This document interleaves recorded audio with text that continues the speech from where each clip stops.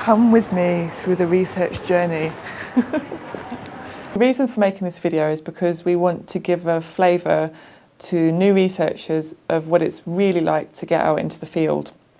There's lots of theory in textbooks about methods, but what's lacking is that kind of real-world experience. The video is aimed at early career researchers and possibly PhD students, MA students, people who are embarking on their first postdoctoral fellowship or their first research assistant post. I think it'll be really useful for people in those situations, and I know that I would have found it helpful when I was planning out my PhD research and thinking about doing the research that I've been working on at the moment, which has been an ethnographic project.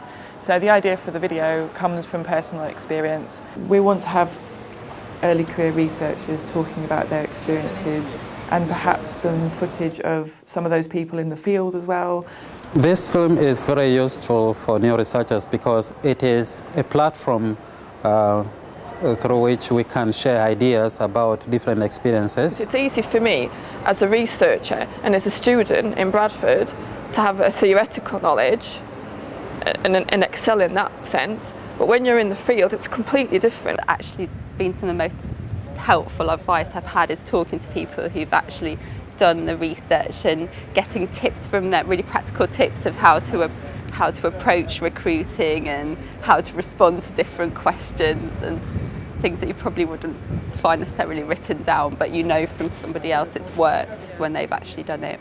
We'll be talking to PhD supervisors, to academics who have kind of seen patterns in the kinds of things that come up when their students go into the field or are thinking about going into the field. What are the kinds of things that people typically don't think about? I think a lot of the research literature, it's all about sort of ideal type of literature. It's sort of like research by numbers. It's you follow these steps and this is what happens, and actually it's much more subjective than that because you're dealing with people, and it does take more time and it's more messy, and there has to be reflexive processes, and actually getting other people's experience, learning from your peers is one of the most important things in research, and that's certainly what I found. But I feel like this could offer that peer-to-peer support from other researchers to students in the way that a book can't do.